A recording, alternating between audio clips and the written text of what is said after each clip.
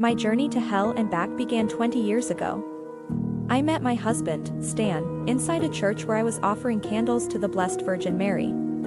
I was praying the Holy Rosary as a devotee, and as I was about to finish, he came near me and lit a candle and prayed as well. He became my first boyfriend and then my husband. We had a lot of fun together, traveling to the beach, watching movies, and spending some of our time inside the church. Things changed when we married. I discovered he was an alcoholic. He drinks with his pals almost every day at a shop near our house. I did not see it coming. While he was drinking with his friends, I asked him to go home. He got mad and approached me and punched me in the head. Then he pulled my arm and angrily dragged me home. Seeing that I was badly hurt, he tended to my sore head, scrapes, and bruises at our house. He promised never to hurt me again, so I gave him a chance. Things seemed to be getting better for a time, and then I found out I was pregnant. He was overjoyed at the news, but he returned home intoxicated a few weeks later. He struck me in the stomach after some arguing. With a ruptured uterus, I ended up in the hospital.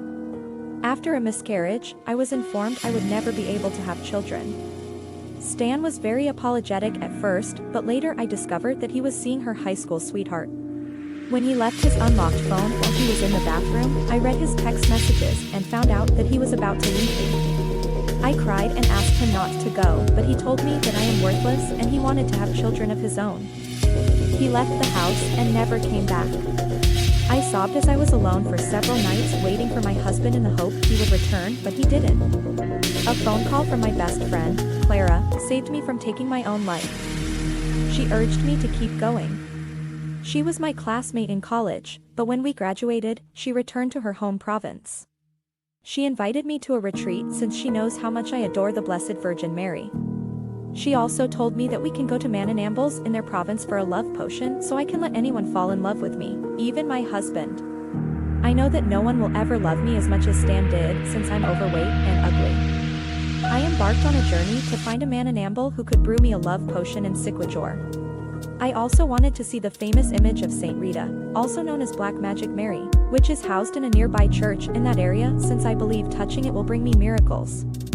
But my mission of finding love and miracles turned into an encounter with a demon. My name is Mara, and this is my story in Siquijor. I must warn you though, be careful what you wish for because you might never want to leave this island. Clara sent me a text message with an emoticon that came delayed due to the poor signal in the area. When I arrived at the port of Lorena, I saw my best friend Clara in her usual black dress. She was escorted by her uncle Dom, who placed my belongings into a hable. He said that there are no other means of transportation except tricycles and motorcycles. We rode the motorcycle for over an hour on a slick route till we arrived in their village called Maria. It was strange how the people that we met along the road ran and gave way when they saw us. Am I that ugly? I asked playfully. No, it was me. They respect us here since we are Mananambals, Clara answered. Clara's home was constructed of bamboo sticks with an anaha leaf roof. I was intrigued by the several colored bottles on their cupboard and wondered what they were. That is a herbal medicine that my uncle makes, Clara said. People can't afford hospitalization here, so they go to my uncle for healing. You did not tell me that your uncle is a Mananambal, I told Clara as I was returning the bottle.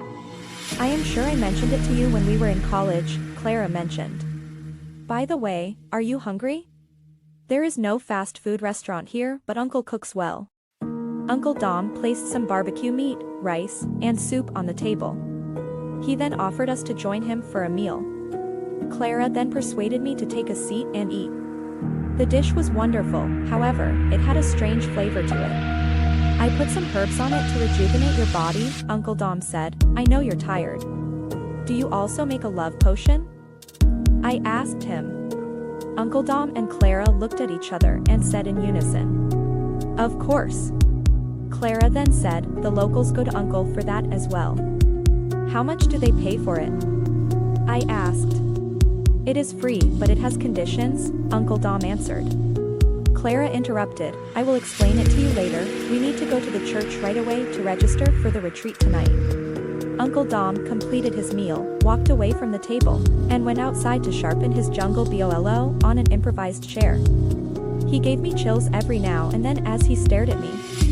The Santa Maria Church has the one-of-a-kind Santa Rita de Casillas statue. The image is worth looking at because of the statue's strange aura. The terrible expression on the saint's face, as well as her hand grasping a skull, and the inverted crucifix gave me chills. The inverted crucifix is a symbol of humility among Christians, Clara explained. Even Pope John Paul II used that symbol in his travels in the Middle East. The skull is a symbol of death since life is transient, I added. I know these symbolisms, but my first impression of the image was strange and outright creepy. I decided to take a leap of faith and opened my booklet of devotion to Saint Rita and read the prayers there. As I was uttering a prayer of reconciliation, I saw a group of people in black dress venerating Santa Rita outside the chapel. I also noticed some mud in the icon's dress and feet. I cleaned them with my handkerchief, hoping she will grant my wish. While waiting in line for the retreat registration, I questioned the lady in charge of the registration if those folks were also Mananambals. She told me that they were Mambabarangs in hushed tones. Clara grabbed my hand and dragged me home. She told me she got me registered already for the retreat. Clara warned me not to talk to anyone else. I was surprised why she got irritated. I told Clara on the way to their house that Saint Rita and I have a lot in common. She, too, had been the victim of an abusive husband. Clara inquired, "Do you know she was swarmed by bees when she was an infant?" The bees entered and exited her mouth without causing her any harm. Clara added, "It's also rumored that the skull he's carrying is her husband." Since I know that the skull symbolized Adam's death and to avoid an argument, I asked Clara, "Do you know that her real name is Margarita, which means pearl?" Clara quickly responded, "Do you know the meaning of your name, Mara?" I was silenced because my name connotes two things, anguish over the loss of a husband and defiance of God. Clara's house was filled with incense smoke as Uncle Dom was performing a ritual in front of the altar. Santa Rita's icon is shown on the altar, with sampaguita flowers and food presented to her.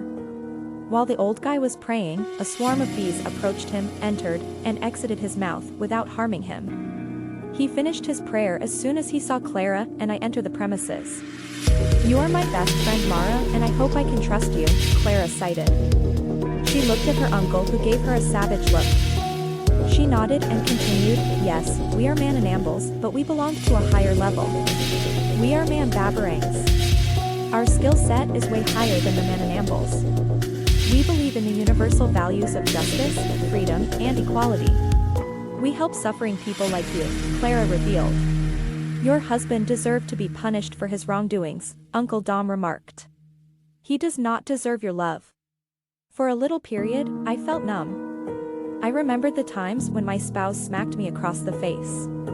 My thoughts also raced back to the night I was punched in the stomach.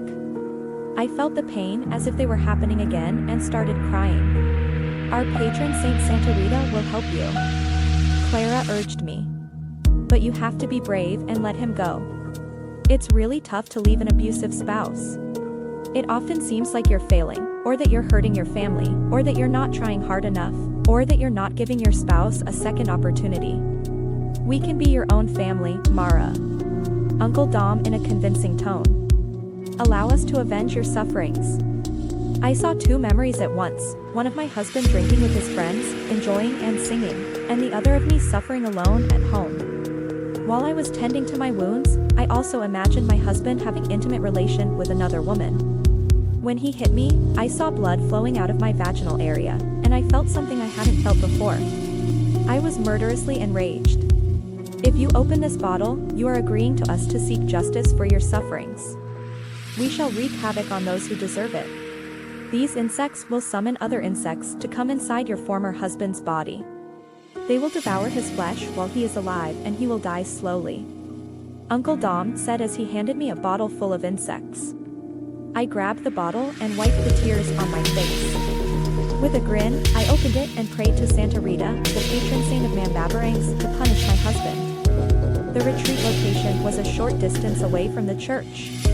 At first glance, this meeting was organized by a completely different set of people than those that I saw in the church earlier in the morning. There were none of those familiar, friendly, and welcoming faces that I interacted with. On the contrary, the staff on this retreat have a cold and somewhat fierce look on their faces. Unlike the common structures in this countryside wherein wood or bamboo are the materials, this chapel is made of stone. I immediately noticed that there was no window inside. Clara accompanied me in one empty chair beside a few other tourists who registered for this religious activity. "Sit here, I'll be outside," she blurted out and immediately left. I glanced at Clara's uncle, whispering to some male staff who were also wearing their jungle bolo. Black candles lit in front of the altar, casting a crimson glow on its surroundings. A few other tourists were mentioning that they want to go to the church to view the statue of Santa Rita after the lecture. However, a staff who heard this rebuked them and told them that we should not go near the statue at night. Being tourists that we are, this reprimand just stokes our curiosity even more. The lectures are boring and uneventful, so everyone was relieved that the proctor declared a 15 minutes break so that we could go to the washroom and grab some finger food. Once outside, I along with a few other guests sneaked into the church to inspect the image of Santa Rita. We hesitated because the church was locked and well secured, and also, we could hear some movement inside. But nonetheless, our curiosity got the best of us. We broke one of the windows to get in. It was pitch black inside. We used the light of our mobile phones to find our way to the altar where the statue is located. But when we got there, the statue was not in its place. Someone suggested that it must be stored in a room inside the church somewhere. So we decided to find it. We are all scattered inside the church, busy looking for doors, when we hear something. On the far left corner of the altar, behind the shadows, was a veiled figure intently watching us. I swear I could see it grinning at us from that dark area. We all stopped and stared in panic. After all, breaking and entering is a criminal offense. The figure slowly stepped forward, making an eerie sound of breaking wood on every step. There's something wrong with the way it moved. It seems forced, jagged, and angular, with every step revealing the dark yellow laces on top of its black dress. We all gasped. It was the statue of Santa Rita of Casia. What comes next is something straight out of horror movies. Then suddenly, out of nowhere, it lunged forward with an unimaginable speed and ferocity towards our nearest male companion. The statue grabbed his neck and immediately started shoving the crucifix on its left hand on the throat of the guy. It kept on stabbing his throat, the next one more forceful than the previous. After that, it lifted him like a rag doll and single-handedly severed his neck away from his body. Our cries could be heard from miles away. Everyone scrambled outside the window where we came from while screaming for help. Once outside, in shock and in disbelief, I noticed that the surrounding houses near the church are closing their doors and windows as well as their lights. Behind the trees appeared darkly dressed figures like those women in the church earlier.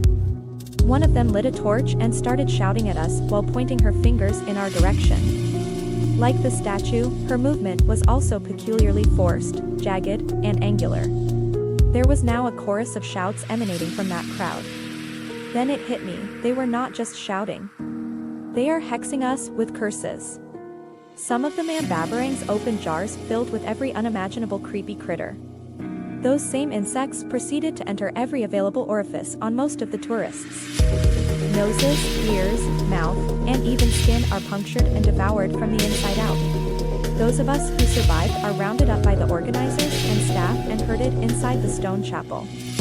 Surprisingly, not a single insect came near me. I was crying in fear when I saw Clara inside. "What's happening?" I inquired. Clara just stood there looking at me. On the back, I saw Uncle Dom and some of the staff that he was talking to earlier hack the remaining tourists to death. I was the only one remaining alive. Then Clara stepped forward and stopped within a few paces away from me. She slowly raised her right hand holding something familiar. "Mara, look, your curse worked," she smiled menacingly and continued. "Don't you recognize this? This is the head of your husband." She shrieks in an unintelligible language. I half fainted when I realized what I'm looking at, only to be jolted back to consciousness by a punch in the face coming from Uncle Dom. "We are not finished with you, Mara. We will carve from your body the next image of our patron Santa Rita of Casia," Uncle Dom said while wiping the blood of my companions from his jungle bolo. "That's the reason you are here today, Mara. You are a perfect model of our Santa Rita. The abuse that you received from your husband is resolute. Clara calmly whispered this in my ear. I howled for help, hoping that someone would help us or at least call the police. No one would help you, Mari. The locals are terrified of our powers, said Uncle Don as he stooped down to drag the body of one of the dead tourists outside the chapel. After a few hours, they locked me up in the stone chapel where I prayed the Holy Rosary and asked for the intercession of the Blessed Virgin Mary. A strong earthquake shook the place, destroying a portion of the stone wall. I heard a commotion outside. This gave me enough space and cover to squeeze out and escape. I kept running and did not look back.